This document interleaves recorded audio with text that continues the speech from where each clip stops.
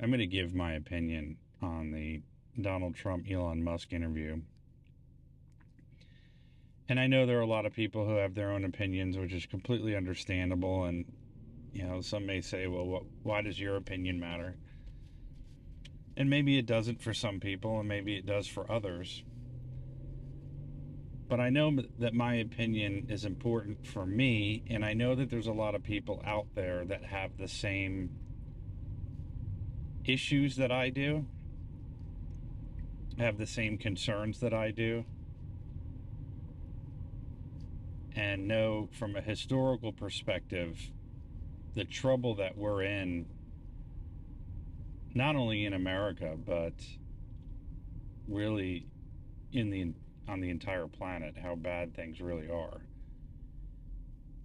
Everywhere from war, famine, financial markets, slavery, the slavery that's really taking place, not the slavery that everybody wants you to concentrate on from back in the late 1800s in America, and so on and so forth. All the issues that we have that are going on. And before the Elon Musk Trump interview even started, this French businessman, politician, Thierry Breton sends a letter to Elon Musk telling him, doesn't even mention Donald Trump's name, by the way, which tells you everything you need to know about who these people are. And this particular guy, if you want to, when people say, when they talk about they and them, who are the people behind the curtain that are destroying Europe and North America and the world for that matter, this is one of those people. And when you see a picture of him, you understand why. And when you look at this Prime Minister of the UK, Starmer, who is the same kind of sissy that this Britain guy is, you understand why they are the way they are and why we have the issues we have. But this guy writes a letter to Elon Musk without naming Donald Trump and saying that he needs to be careful in his interview or space or whatever it is that he's going to do because of the recent violence in the UK related to, quote, hate speech and all this other stuff that Starmer keeps referring to when he's going out and arresting people in the UK for protesting against illegal immigration and protesting against their children, their white children, by the way, getting stabbed to death and getting cut up by illegal immigrants. And legal immigrants, for that matter. And so he says these things in this letter, full page letter, kind of fine print, smaller print. And of course, Elon Musk kind of dismisses it, which he should. Good for him. I'm glad he did the way he did. But then when the interview started, he couldn't get into the space. Everything was breaking down. After a lot of people were frustrated because it was a huge waste of a lot of people's time trying to get in and listen to this thing. Come to find out, according to Elon Musk, it was a DDoS attack. I'm not so sure that's what it was. I think it had to do with the fact that they didn't stress test enough and they couldn't handle the amount of traffic that was coming in. I don't see how you could differentiate between a DDoS attack and the amount of people that were trying to get into the space and listen. I mean, I think he had around 1 million people that were in there. I think it may have topped out at 1.5 million, but the amount of people that viewed it, or the views that were on there, may not necessarily be the same amount of individuals, but it was in above 35 million people. So I just think that this was something that was probably one of the biggest things in history online to take place, or at least from the popularity standpoint, and they couldn't handle the traffic. That's my opinion. But anyway, it finally got started, and then throughout the entire interview, it was pretty much a conversation about the same stuff we've heard before. Now, they did get into the fact that, there are a lot of people trying to stymie the conversation, stop everyone from listening to what's really going on. But in my opinion, it really wasn't enough concentration on what is happening in the world right now that is so extremely dangerous that it's going to bring the world to World War III or worse. And that's the fact that we have communists that are running everything, like that Starmer, UK, from the Labour Party, and that's this French Britain guy, that EU member. I mean, these are people who are communists. They are trying to create a one world government where you and I, as hardworking middle class people who are productive members of society, who don't go out and commit crimes, who work every single day, the ones who create and produce and then end up, as a result of that, paying huge amounts of their income to taxes to pay for other people who don't do shit all day. That's what's going on. We're the people who are getting screwed in this entire thing. And the entire conversation between Trump and Musk was, well, yeah, I mean, we need to do a better job of, closing the border. We need to do a better job of having a, open discussion on social media platforms. It's almost the Overton window has shifted so dramatically that basic freedoms, things that should be taken for granted, by the way, when it comes to free speech on the internet, I should be able to say whatever the hell I want on the internet. This safe space and all this other trash is all meant to silence people telling the truth about what's really going on. And they never focused on the true problem. The true problem is a communist takeover of really the planet. We have communists that are trying to rule the world and put in place a totalitarian one world government that rules everyone. That's what's happening. And they sort of talk about it. I mean, Donald Trump does mention communism here and there, but he doesn't focus the attention on that. All of this other stuff are false debates. You could talk about closing the border, and we really need to do a better job of closing the border. Okay, well, why do you think the border's open in the first place? No one talks about that. The border is open on purpose. People are being told by NGOs that are run by the UN and Jewish NGOs and some Catholic NGOs that are sponsored and paid for by, once again, the taxpayer money of people like you and I, the middle class, to bring in all of these illegal immigrants to do a few things, but the most important one is to vote blue to keep the Democratic Party in power, and then ultimately create soft law by those people getting into government after they vote, and then creating laws that make it impossible for white people like me to survive. that is a communist takeover. That's a communist invasion. And that's what this is. This surge at the border that Biden called it and Biden encouraged. It's an invasion in order to destroy the middle class, destroy those who have created America,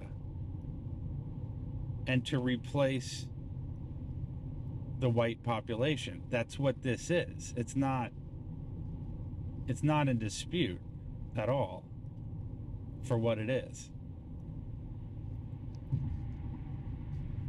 And so until we focus our attention on that and that only, and realize what it is that's happening, it'll never get fixed.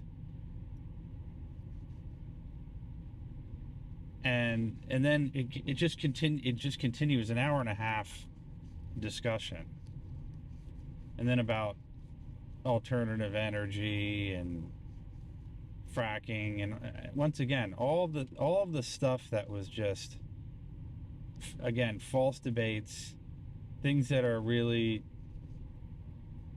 would be important if we actually had a republic still, which we don't. We simply don't have a republic. We are being run by Bolsheviks, both in Europe and North America. And the other thing with the border, which I think is extremely important, because ever since the 1965 Immigration Act, we were told that it was not going to change the culture of the country by Ted Kennedy and Seller and all of these people that passed this reform in 65. Well, it was a lie. It has changed the demographics. We have a completely new country. You know, and there's nobody, okay, there is nobody that can honestly say that our country is better since the 60s. It has not, our situations have not improved. Now, people can sit there and say, oh, well, technology's gotten better and this has gotten better. Yeah, technology's gotten better. We've evolved when it comes to certain things like technology and transportation and those types of things. But we've regressed to almost medieval times when it comes to these people who, once again, produce nothing, create nothing, do nothing, and want to live off taxpayer dollars like me, from people like me who do the producing and the creating and those types of things. And just, again, what was so frustrating is none of those things were talked about. And it was just both of them kind of complimenting each other the whole time, and not really discussing the reality of the situation and how bad things really are, and how we need to make changes, otherwise we're just not going to have a country anymore. And I hate to just say a country, just the United States, because it's not just us. It's Europe as well, and North America, because Canada needs to be included in that. So the United States and Canada, I think, are extremely important to be included in that. So North America and Europe are in trouble. And it's the communists that want to destroy and eliminate whites. So to me, it was an extremely disappointing conversation. I don't think that, you know, that the only thing that Trump said that I really, really liked, but I'm not holding out hope on, is how he kept mentioning mass deportations. Now, it really depends on what he means by that. Does he mean, you know, we're just, everybody that's here that just came over the border and is kind of sitting and waiting for that trial that they're never going to show up for? Are we going to get rid of all of those people?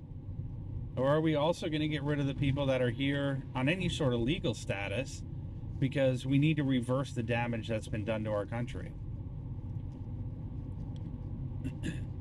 I mean, I'm sorry, but The people that live here in this country are being left behind. That's the whole reason that they voted for Donald Trump in the first place. And that was one of my worries, really in the last few years, and really more recently with this Susie Wiles and Chris LaCivita running his campaign, because it seems to me more along the lines of being a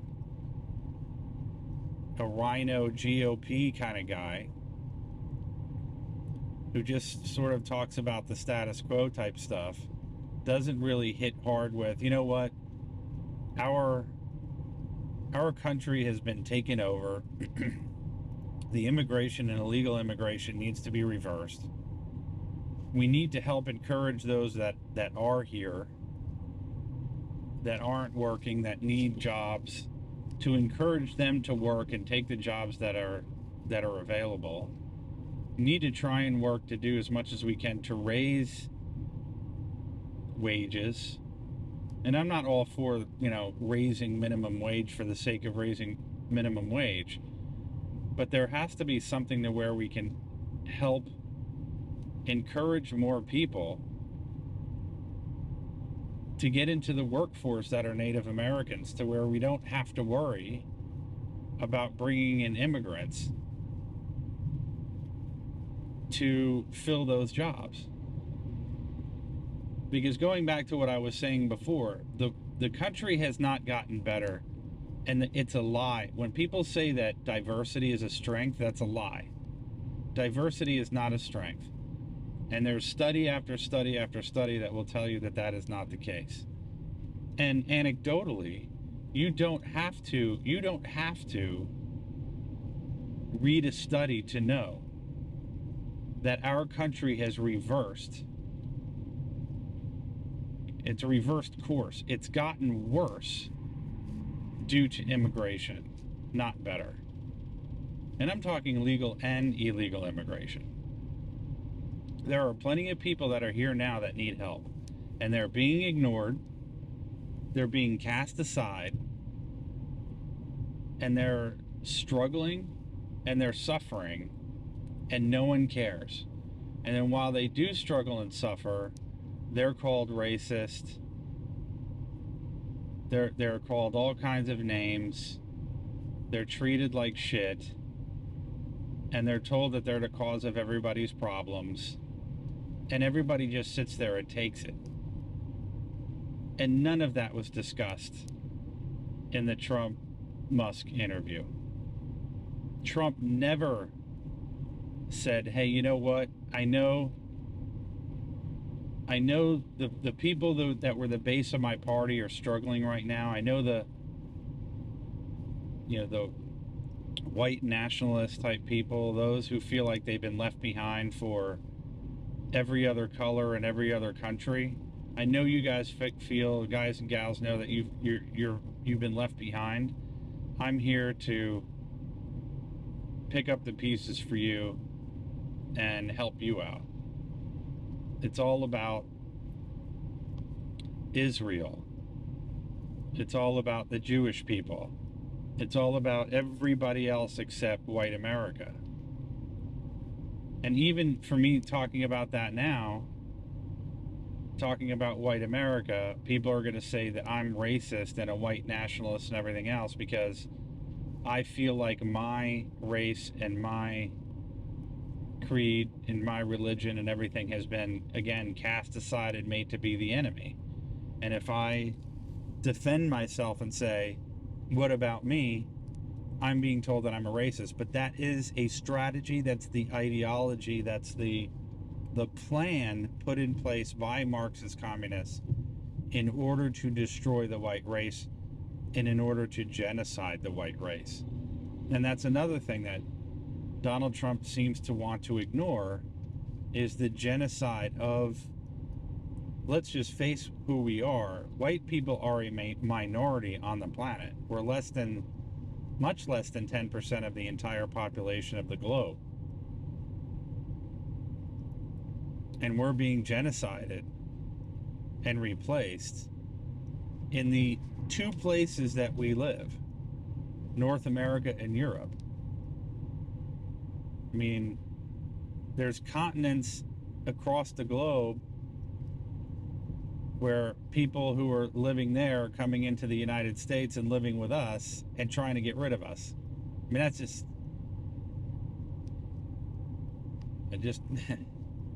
I mean, that's just what's happening. I mean, it's not in dispute. Yeah, we got to close the border. Yeah, no shit, we have to close the border. Yeah, we have to have free speech on platforms. Yeah, no shit, we have to have that. We need to open up energy. Yeah, no kidding. We need to do all these things that everybody knows we have to do. But what about white America? What about America? What about dealing with what is causing all of the problems that we have now, which is Jewish supremacy, anti-white hatred, anti-white policy, DEI, Bolshevik communist takeover and revolution in the United States, North America, and Europe? What are we going to do about the elephant in the room that no one wants to talk about? What are we going to do about that? And when are we going to stop avoiding talking about that because we get yelled at and called racists by the ones who are trying to kill us? There's a scene in Saving Private Ryan, a battle scene where American soldier is fighting hand-to-hand combat with a German soldier. And the German soldier gets the upper hand on the American soldier and starts putting a knife into the guy's heart and tells him to be quiet and shushes him while he's stabbing him in the heart. That's what's happening. That German soldier killing that American soldier and telling him to be quiet while he's doing it is exactly what's happening in North America and Europe right now by the communists, by the Labour Party in the UK, by the European Union members, by Chuck Schumer and Barack Obama and Kamala Harris. Kamala Harris's father's a Marxist. Barack Obama, we know, is a communist. That's why him and Kamala Harris go way back, all the way back to the early 2000s. Because these are communist Marxists. That's what they are. And they're in control. And one last thing that I want to talk about, what they did mention, which is the most important thing of all, is the assassination attempt on Trump. And it seems as if it is so, in a way, nonchalantly talked about, like in a dismissive manner, like, oh, yeah, it's a good thing the bullet missed. I mean, this is one of the most important things that have happened in our history. And you can see that if you haven't learned anything, you can see now by the way the media handles this, because the media are communists and they are run by communists. You can see by the way that they've ignored and swept this whole thing under the rug, and how all of a sudden you don't hear about it anymore. This is proof beyond any reasonable doubt that communists are running everything, including the media, and have controlled everything, including the narrative and the talking heads and the mouthpieces. If this was an assassination attempt on anyone on the left, they would have